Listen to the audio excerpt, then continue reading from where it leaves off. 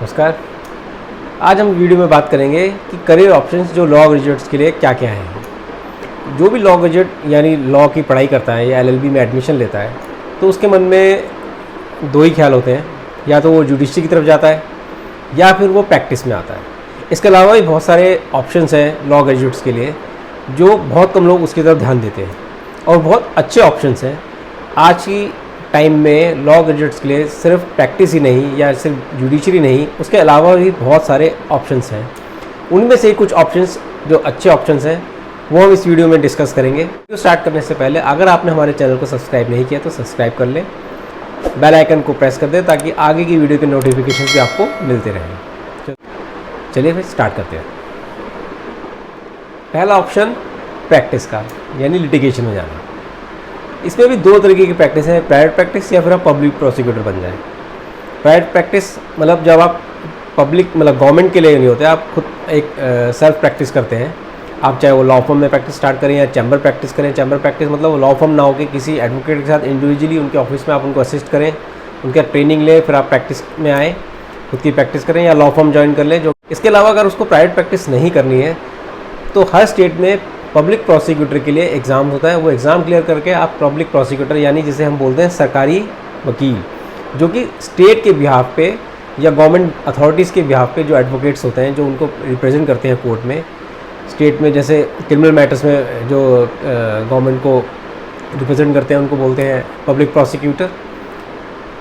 तो वो उसका भी आप एग्ज़ाम क्लियर करके आप पब्लिक प्रोसिक्यूटर का भी ऑप्शंस देख सकते हैं। उसके बाद अगर ये दो ही बात हुई प्रैक्टिस की, और दूसरा ऑप्शन आता है जुडिशरी का।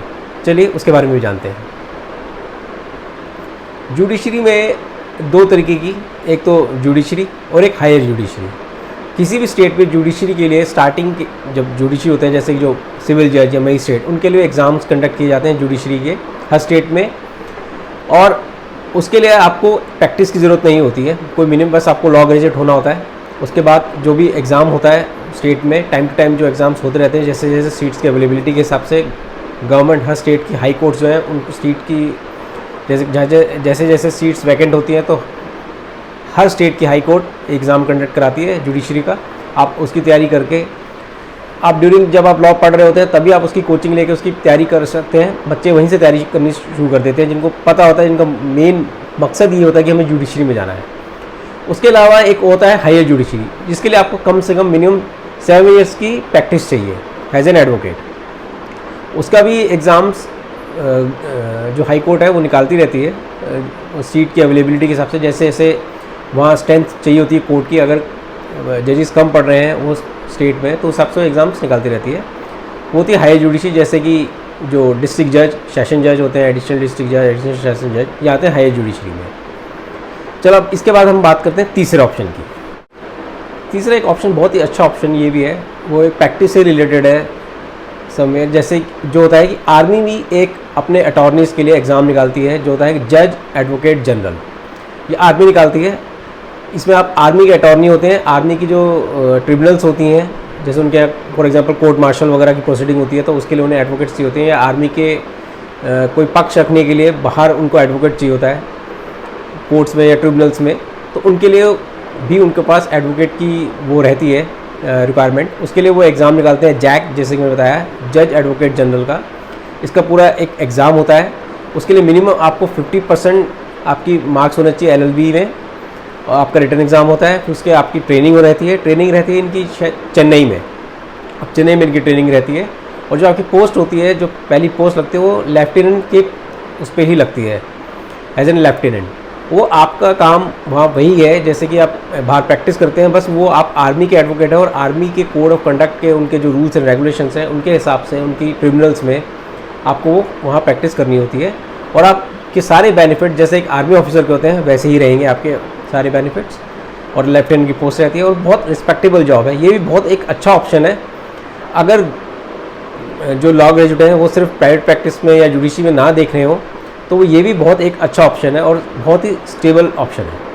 इसके अलावा जो मैं एक और ऑप्शन की बात करूँगा वो है आप कॉर्पोरेट वर्ल्ड में भी जा सकते हैं, यानी कि एमएनसीज़ क्या इंडियन कंपनीज़ भी आजकल हर कंपनी अपने यहाँ एक लीगल डिपार्टमेंट बना के रखती है जो उस कंपनी के लीगल जितने भी डिस्प्यूट्स हैं या लीगल जितने भी उनकी कॉम्प्लिकेशंस हैं या एग्रीमेंट्स हैं, कॉन्ट्रैक्ट्स हैं, ये जो भी उनके लीगल वर्क हैं, चाहे लेबर का है, ट्रेडमार्क का है, जो भी इस कंपनी से रिलेटेड है, उनके लिए वो एक डिपार्टमेंट बना के रखती है और उसमें वो as a legal adviser, legal manager, कई कई कंपनीज तो लीगल के जो ग्रेजुएट्स हैं, लॉ ग्रेजुएट्स हैं, उनको अच्छी पोस्ट पे भी पहुंचते हैं, वो डायरेक्टर भी बनते हैं उस कंपनी में।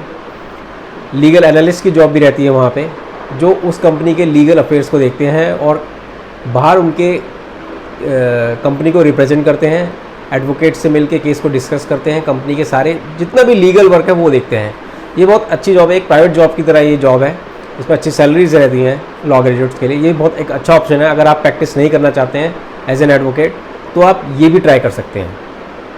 इसके अलावा आप अगर लॉ ग्रेजुएट हैं और आपका, जैसे मैंने कहा, प्रैक्टिस में नहीं है आपको जाना है या जॉब नहीं करनी है किसी के, तो आप खुद के ब्लॉग्स भी लिख सकते हैं, जर्नलिज्म में भी जा सकते हैं, जो कि आजकल लॉ ग्रेजुएट्स एक, देखिए जो लॉ ग्रेजुएट होता है वो लीगल क्या है, इलीगल क्या है, तो उसके लिए बहुत ईजी रहता है जर्नलिज्म करना या कोर्ट की प्रोसीडिंग्स के बारे में पता करना, ब्लॉग लिखना, जजमेंट्स के बारे में करना। बहुत सारे जैसे कि जो पब्लिकेशंस हैं जो लीगल बुक्स लिखते हैं, उनको भी ब्लॉग, जो राइटर्स या जर्नलिस्ट जो रहते हैं लीगल उस फील्ड से, उनकी उन्हें ज़रूरत पड़ती है उनके लिए ब्लॉग्स लिखने की, आर्टिकल्स लिखने की। तो ये जॉब भी बहुत एक आप ऑप्शन ट्राई कर सकते हैं एज ए लॉ ग्रेजुएट, वो है लीगल ब्लॉग्स या जर्नलिज्म में जाने का। इसके अलावा जो ऑप्शन है वो है टीचिंग का। LLB के बाद अगर आप LLM कर लेते हैं या PhD करते हैं तो आप एक लॉ कॉलेज में एज ए प्रोफेसर या लेक्चरर भी ट्राई कर सकते हैं, उसकी आप जॉब कर सकते हैं एज ए प्रोफेसर लेक्चरर। उनकी भी अच्छी सैलरी रहती है और एक अच्छा ऑप्शन है अगर जो प्रैक्टिस या कॉर्पोरेट में भी ना जाना चाहता हो, आर्मी में ना जाना चाहता हो, तो ये भी एक ऑप्शन है लॉ ग्रेजुएट के पास। तो जैसे कि हमने देखा कि सिर्फ लॉ ग्रेजुएट का मतलब ये नहीं कि सिर्फ आप प्रैक्टिस में ही जाएँ, आप बन गए कि आप प्रैक्टिस ही करेंगे या आप जुडिशरी की तैयारी करेंगे। इनके अलावा भी बहुत सारे ऑप्शंस हैं। आप लॉ ग्रेजुएट जैसे बाकी MBA अगर जॉब करते हैं तो एक लॉ ग्रेजुएट भी लीगल डिपार्टमेंट में किसी कंपनी में, प्राइवेट कंपनी में जॉब कर सकता है। यहाँ तक कि गवर्नमेंट बॉडीज़ भी जैसे MCD, पुलिस, जेल अथॉरिटीज़, ये भी एग्ज़ाम्स निकालते रहते हैं बीच बीच में अपने स्टैंडिंग काउंसिल्स के लिए। जेल के लिए भी अलग काउंसिल्स रहते हैं, एक लॉ ग्रेजुएट उसके लिए भी देख सकता है। या आप लीगल सर्विस में ट्रेनिंग लेके आप मीडिएटर का भी जॉब कर सकते हैं। एक आप सर्टिफाइड मीडिएटर सर्टिफिकेट मिलता है दिल्ली लीगल सर्विस अथॉरिटी से, मीडिएशन सेल से, इसका आप सर्टिफिकेट लेके आप एज ए मीडिएटर भी प्रैक्टिस कर सकते हैं। तो लॉ ग्रेजुएट में बहुत अच्छे ऑप्शंस हैं। आप अपने आप को बांधिए मत। अगर आपका प्रैक्टिस में आप आए हैं और आपको लग रहा है कि प्रैक्टिस शायद आपके लिए नहीं है, आप उतना वो नहीं कर पा रहे हैं, तो जैसे कि मैंने ऑप्शंस बताया, आप उनमें से कोई भी एक ऑप्शन आप ट्राई कर सकते हैं। ऐसा नहीं है कि आप लॉ ग्रेजुएट किए और आप प्रैक्टिस में और आपके अगर प्रैक्टिस नहीं चली तो आप सोचो एंड ऑफ द रोड, मैं इस फील्ड को छोड़ दूँ। इस फील्ड को नहीं छोड़ो। तो मेरी ये वीडियो आपको कैसी लगी कमेंट सेक्शन में भी बताइएगा। चैनल को अगर आपने सब्सक्राइब नहीं है तो सब्सक्राइब कर लीजिएगा और बेल आइकन को प्रेस कर दीजिएगा ताकि आपको आगे की वीडियो के नोटिफिकेशन मिलते रहें। धन्यवाद।